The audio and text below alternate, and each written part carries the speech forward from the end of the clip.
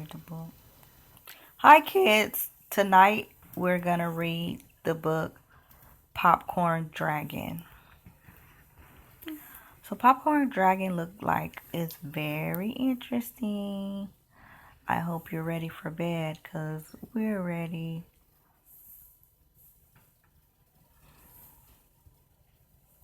Popcorn Dragon, written by Julie Ann White, illustrated by Linda Silverstream. And this is second grade reading.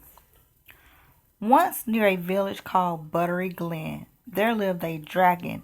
He was the color of midnight.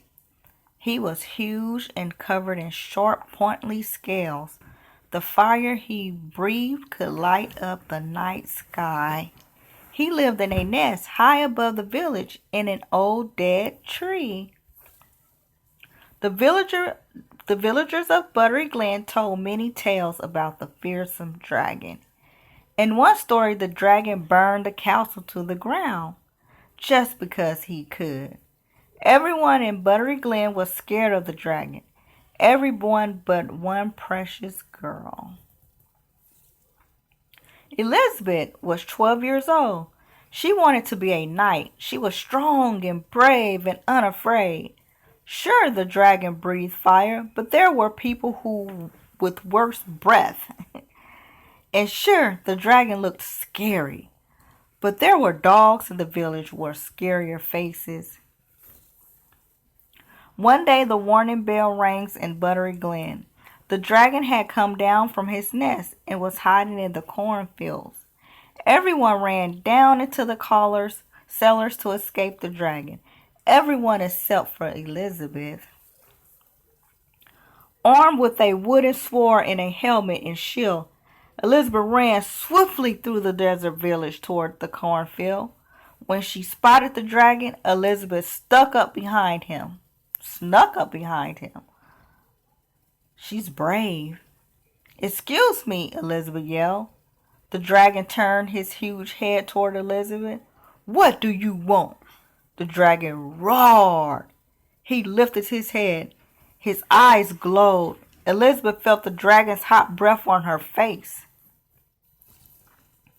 I'm Elizabeth, she said. I live in the village. I come to tell you to go away. You're scaring everybody. The dragon breathed quickly. Huff, huff, huff. It looked like the dragon fire was about to blow. Elizabeth braced herself. Peeking out from behind her shield, Elizabeth was shocked by what she saw. Instead of fire coming out of his mouth, tears began pouring down the dragon's snot. Are you okay? Elizabeth asked. No, the dragon replied. I'm so lonely. Nobody likes me. Why should anyone like you? Elizabeth replied. You burned down the castle. I didn't burn down the castle, the dragon said. I was struck by lightning. I would never do that. Elizabeth could tell the dragon was telling the truth. Wow, Elizabeth said. Sounds like you, the unfortunate victim of a smear campaign. We got to do something to improve your reputation. Let's see, Elizabeth paused. What are you good at? Breathing fire, replied the dragon. Well, let's see it, ordered Elizabeth.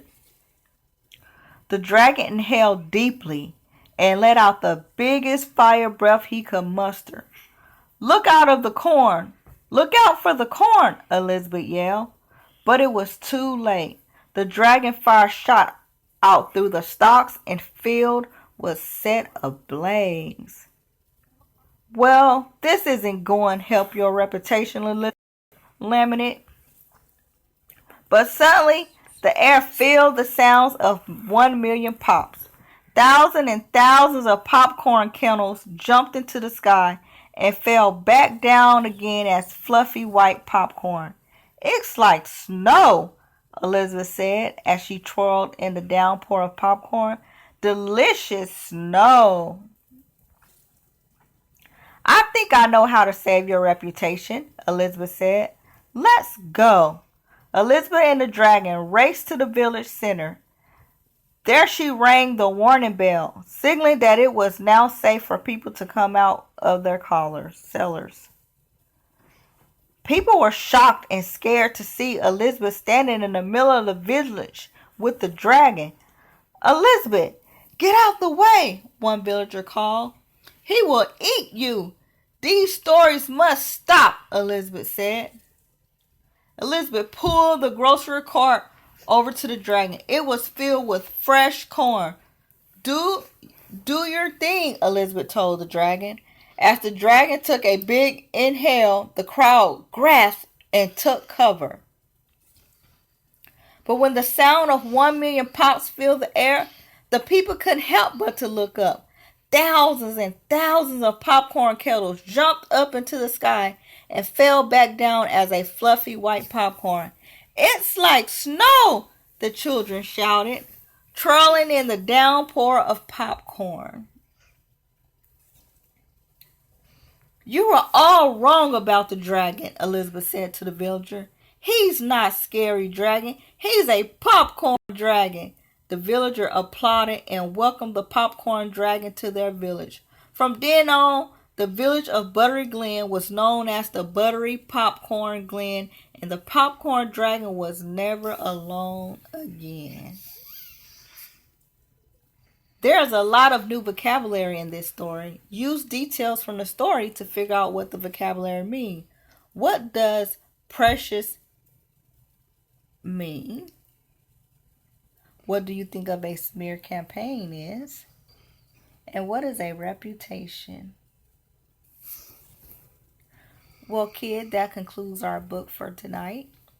And until next time, have a good night and sweet